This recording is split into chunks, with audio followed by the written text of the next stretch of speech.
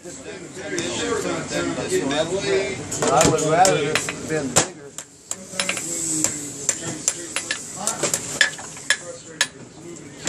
There's the end of the last row, so I'm going to try and take that and get rid of any of that, the fold from that, or whatever you call it, I don't know. You see the hollows. I didn't grind all that out, but you can,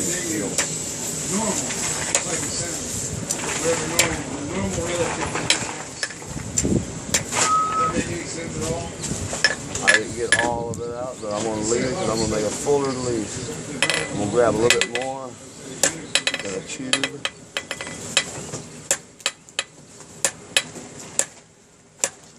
And it's going to be a bangle, so I have to grab a bit of material. If it was a ring, I don't have to grab all that little piece that I've already hit, you know.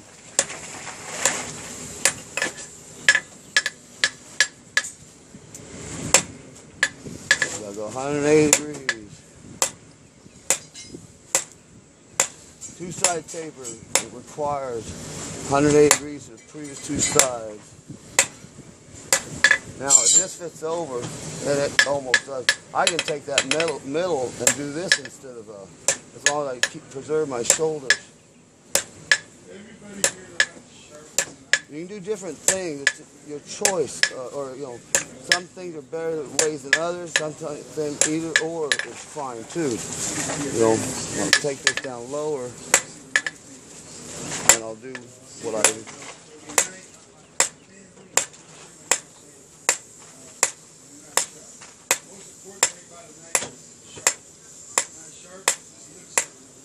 And I'm just guessing at how the volume I have to do because I didn't figure out mathematically, but I've done it a few times. So. And I can always grab more if I have to. I just don't want to grab too much, you know. So I'm on the end with a tilted hammer a little bit.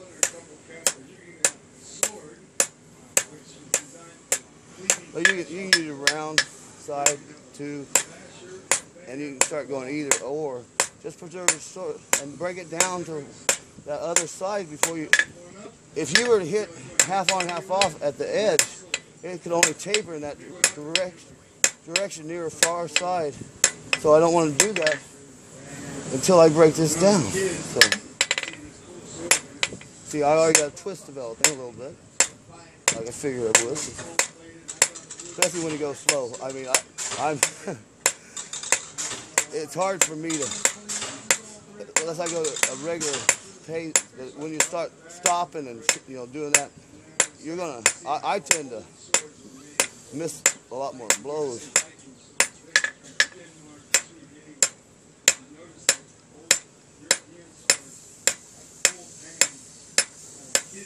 Now, see, yeah, that's my first hit. So, this is slightly bigger still. I'm gonna go ahead and break this down a little bit more.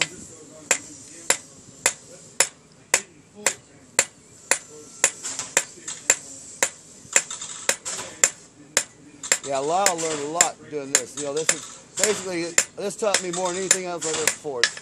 With the little rings and bangles and all. Silver, copper. You can see every hit. And yeah, you won't work hard hitting like this. You can always heat it back up, but I'm just showing you. And I can heat it back up by forging more aggressively too. Now I don't want to go on the horn because that'll really start twisting because that's a cone fuller.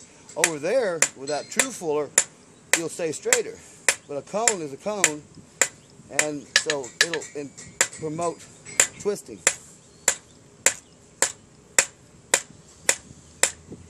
Are you saying it doesn't work hard because you're...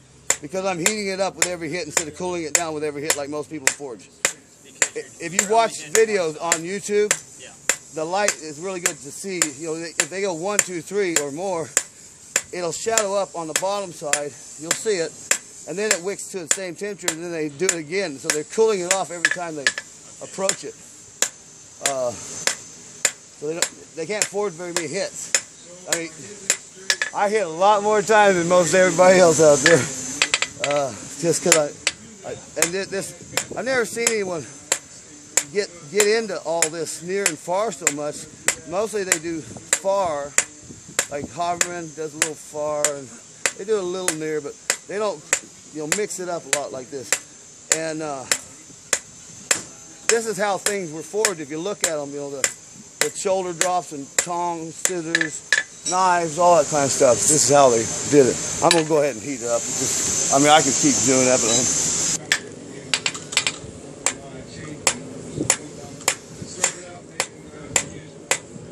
so you'll watch the material, see it kicks up, and then that keeps it off too, just like it does when you're over the far side of the animal.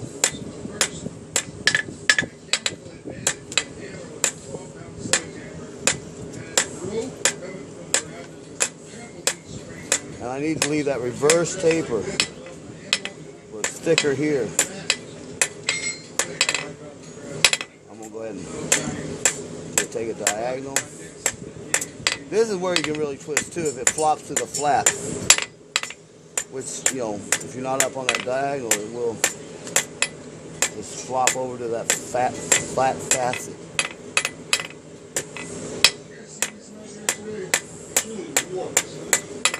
So I get close to an octagon. I call it rough octagon. And I go rough round. I don't want to make it perfectly smooth because it has a little texture. So.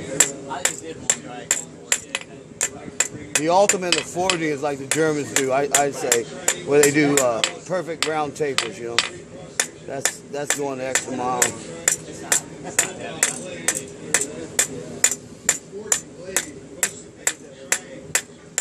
So hex roll. I'm not forging hex. I'm doing a hex roll. I don't want to forge a hex.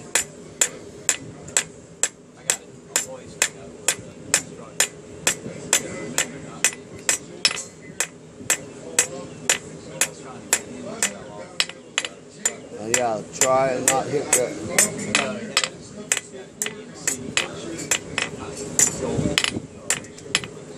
I have another tool I can get closer to that with. That radius won't allow me, and I don't want to hit my shoulder. And I'm okay with that.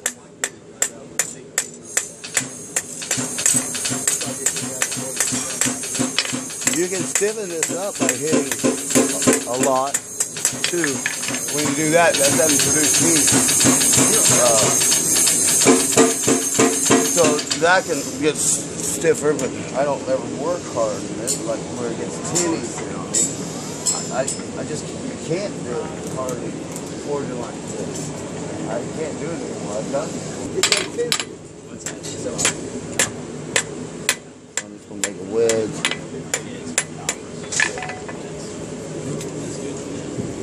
I like my tongs to be in this orientation, so it's a little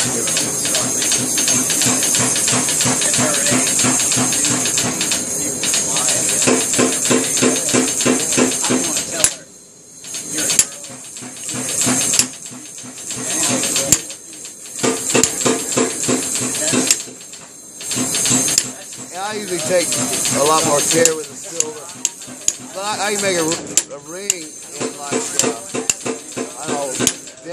I've demonstrated when people had to go to lunch in less than 15 minutes at Penland. They have a lunch schedule and they miss lunch if they don't get it. And it's funny.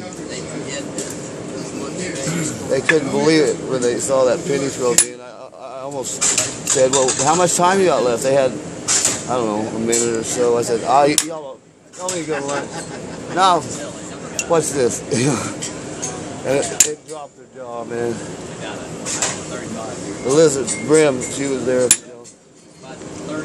So was Jay Burnham Kiswell. He was doing a class. They had me do it. Before noon, I did get there at 10. Made hammers, big old horse head, one-piece shovel, and flat horses, and I don't know, a bunch of stuff. And they never seen that much stuff made in less than 2 hours, They had a schedule, so I hurried.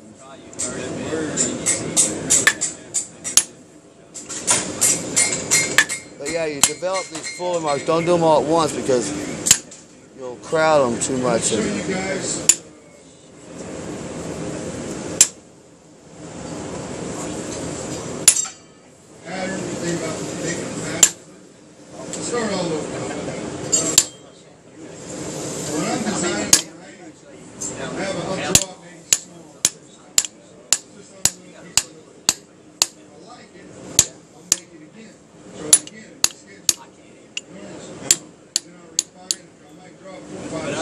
gonna go ahead and heat it up again just so I could keep going that, but I'm gonna make it a lot fuller, bigger than that.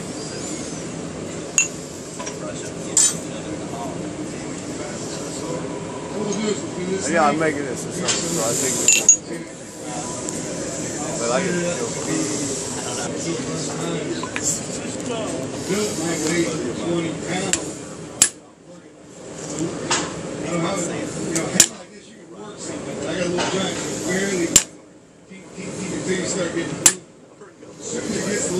I leave the thin parts alone.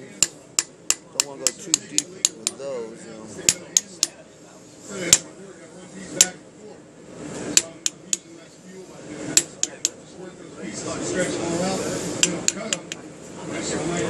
I've got 380 layers, 38 layers to start. I cut it 10 times.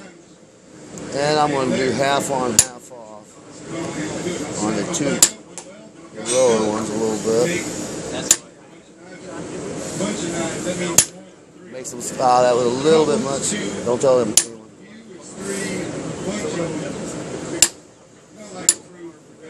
And you can take those out if you run before. You can leave them in if you want. It doesn't matter. They both add textures.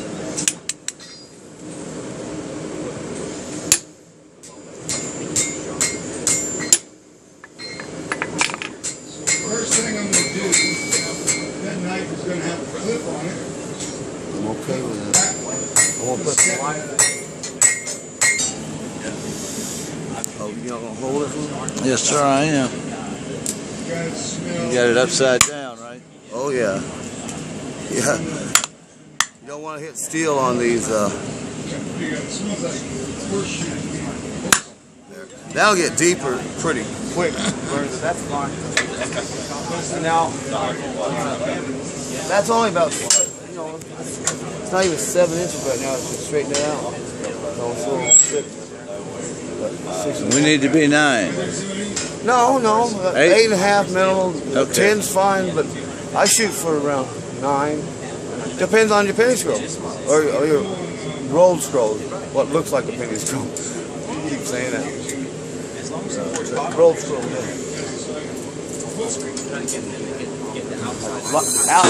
Alex still has one of the best videos out there on this near and far side. Bar taper or forward taper, bar, reverse taper. As far as the taper. Alex Steele. Yeah, over 3 years after, you know, he'd been to class, this is the first thing I talk about. This is the main thing I talk about, you know, with the hammer and all we're making bars or tapers, you know. That's all we do. But he got it, and then he made a video, and he's being a little funny with it, Alex, you know. But he's right on. He did one wrong thing, and that's put the shoulders down right at the end and watch what it does. And he wasn't aware of that until I went back and told him. Well, we Skype a lot too. He didn't understand until I got right there. Until he thought he was great. But everything else is right on his mind. And no one's noticed. It could be. It's something that you'd want to. Shoulders up. I don't want much.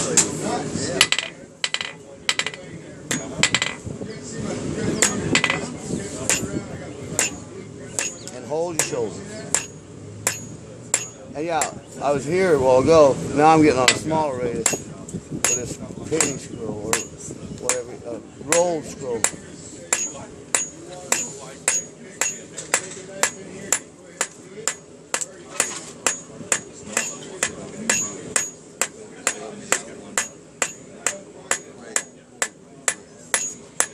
And I'm just making a smaller bar kind of right now.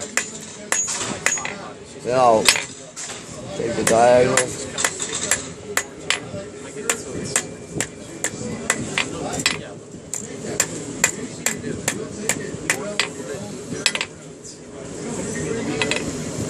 It's hard to see with that sun. It is. A little glary here on that faucet. Tom Clark always called them faucets. 5 faucets. That's what he liked. You trying to say facets, sir? Yeah, well, Tom Clark said faucets, 5 faucets. Anyone knows Tom Clark has heard know, if they saw him demonstrate, you heard him say 5 faucets.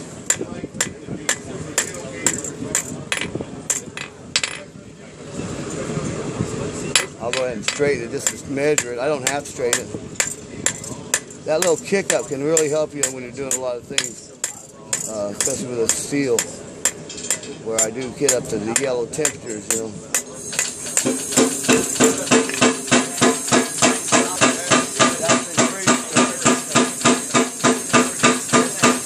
Whatever, about 7.5 inches. Or Alfred Hobbs, that's the main thing he did was restoration. 18th century Ireland, all over the Czech Republic, and you know, I'm just gonna start here. I'm gonna get a little link with a roll because I don't want to. I have a little bit more. You see how it just lumps that little piece up?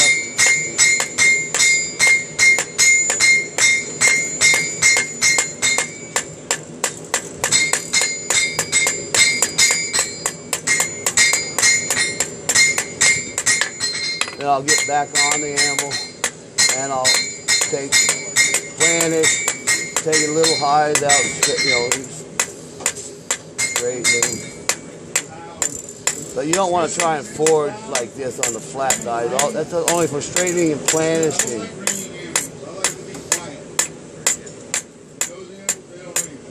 Closing pores, you know, when you're hammer finishing material, like that's what gives steel more tensile strength. Is hammer finishing, and you know, closing pores protects it from the excessive oxidation.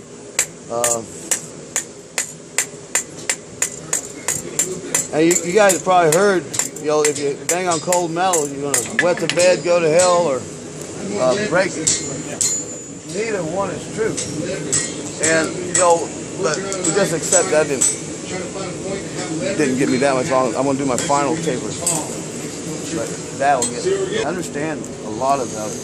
Like if you want to make a cloning hinge, you don't start with flat saw. You know, you do a, you know, like with a point, you do a 2-side taper. You know, like, and I'm just gonna do quick. And you can go either side, 180 degrees or 90 to it on this because it's far side. But I'll just go 180 to it. So.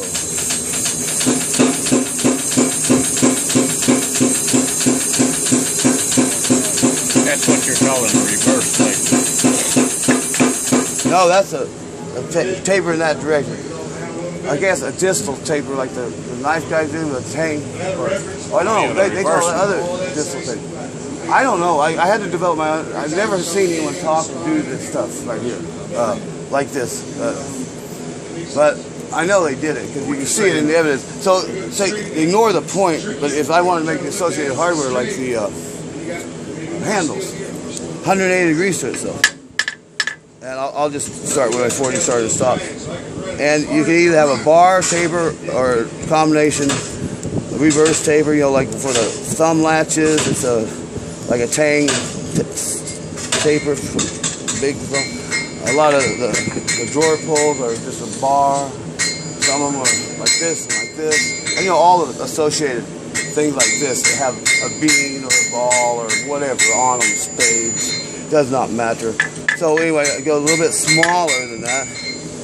And you know, you can always see this, whatever this taper is if you do the taper on this side this time, then you do it on the other side. Yeah. Well, it doesn't fit on my anvil. It can't. Like if you've ever seen little gun parts, like trigger parts, they have all these little shouldered, and it does no way it's going to fit over any anvil.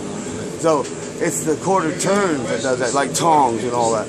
And you never put the shoulders where they're like that, or it would bend. You know, and then you're out of control. You want to control the bar or the taper. And that's all you're doing when you're distorting metal dimensionally, is making bars or tapers. And then you change its form, you know, square or hex. You distort it, and then you change its form, whatever, rectangle, oval, or round. Anyway, it's always been done that way. I'm just hitting back and forth here, and you know, I don't want to hit this shoulder. I can go whatever but then you turn it over so you avoid the shoulder and just do the other side, you know. So you can go back to bar, taper, reverse taper. Once you have broken down the near side and without going too far too fast. And then once it goes across your handle, you know, you can do whatever. But so here's a what do you call it? The hinge. I left the taper out. But see, the evidence of the two-side taper, I'm not going to go too far. It's that. There's a difference between there and then here.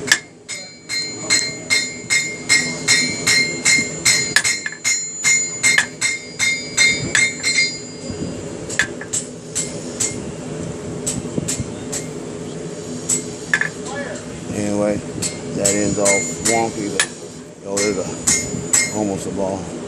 But there's the evidence over here too of the two-side taper. So if you twist it, they're on the same side. So you gotta take it off the wall. It depends if they twist it or not. If it's like this, taper, it won't be twisted. Unless they messed up. And they twist it at the little spot, which you wouldn't do. But yeah, always be, and it forces you on the diamond. That's how, people usually force the diamond, two-sided taper, quick, so 90 degrees itself, puts you on the diamond. Yeah, as long as you don't let it flop over, you know, that one, a little bit. So I still need some length. And this is the most crucial part of the rolled scroll. If you don't have the structure, it ain't gonna roll very much. It'll ring off before you get the roll. Ask anyone who's done this how many times they broke it. So that's a little rhombus. So I'm gonna get the high diagonal.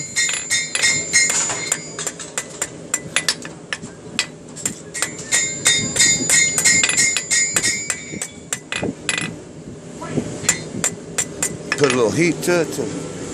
Yeah, that rhombus is a killer heat. And you don't do something about it. It's just parallelogram with one more hit. You need to hit the high diagonal. There's different ways to take care of the rhombus. It takes doing this to see it.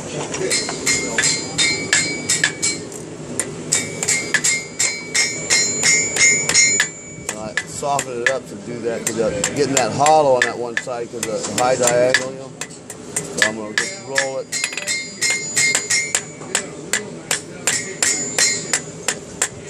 And that's on it. I'm not dropping shoulders now on that.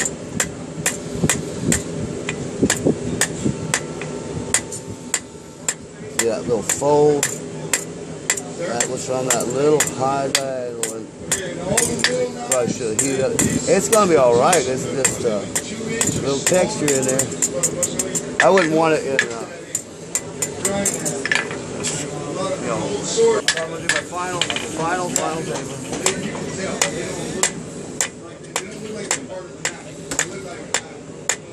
You know, I'm doing.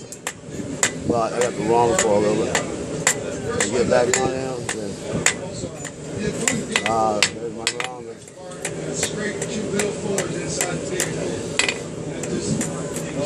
And that causes squares.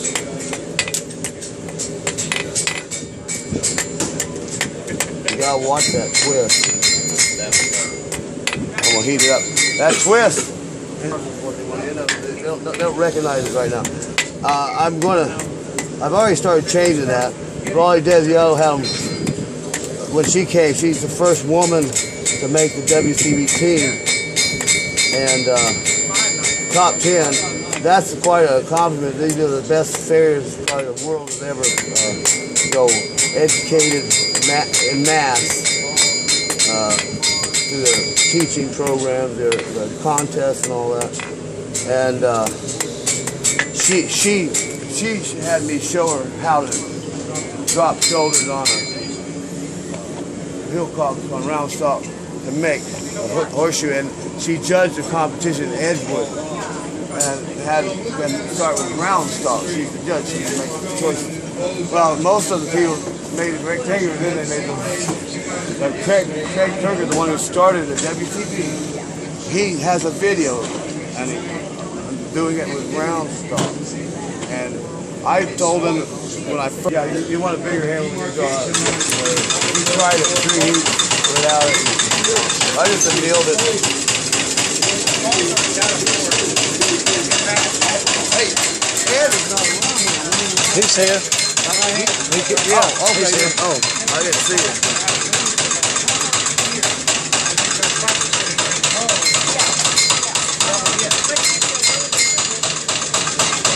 And you can't do this with titanium and steel, by the way, or wrought iron.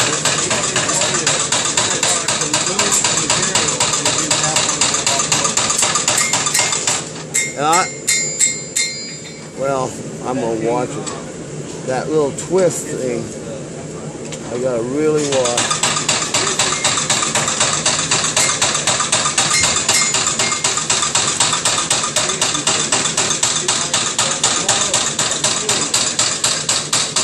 It's starting to roll slow. It's gonna be a little.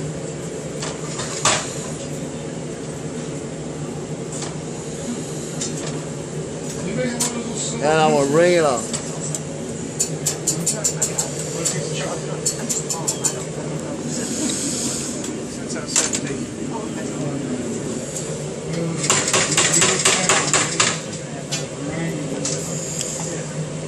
Rounding hammer is going to be a lot better than a cross.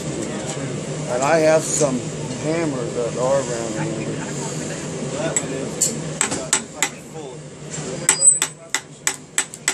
Just work hard on it now. The far edge of your head.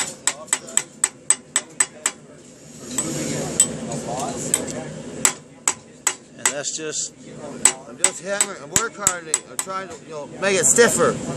Have you seen forged silverware on that channel? They just anneal it. They do it cold. That's what I just did. I annealed it, so that makes it dead soft. And then you start hammering and make it stiff. Work hard. Are you the ones who do the cold?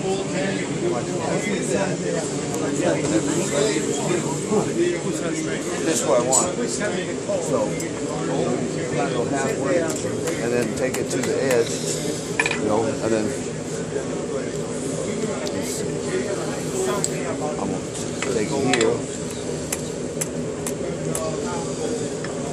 I'm just putting it where I want, where I choose I want. Yeah. And that's 99.95 silver. Sterling silver. Sterling's going to act like brass. You heat it up to red, it's going to crumble on it. So what is that? That's not sterling? It's 99.9 fine. It's as fine as man fine. Like a coin silver. When they made 99.9 fine silver, not sterling silver. That was 90 fine or something. 90.0 sterling. Oh, okay. Something. It's money is gold and silver coin. The common meaning of exchange among civilized nations. Period. That's the definition of money in a Bouvier's Law Dictionary. In this country, no state shall make anything but gold and silver coin intended for payment of debt. That's the law here. So only gold and silver were coined and stamped, and they're weighed 412 grains, and then so much silver, so much alloy metal. But 99.9 fine is almost pure. And so if they do still mint, make coins, silver and gold. People aren't using them because they called the gold in or whatever. House Joint Resolution 192, 1933. The nation went bankrupt 20 years after the Federal Reserve Act, 1932. The nation became bankrupt because of the fractional reserve banking system. And so we use the credit system now. And I still go by the law. It's a little bit hard. So I hit it. So you just take a tiny fuller. Take the barrel. So yeah, then I, whatever. Sipping it up. I don't have any polishing equipment. You know, this stuff is like, feels like a mirror. You know.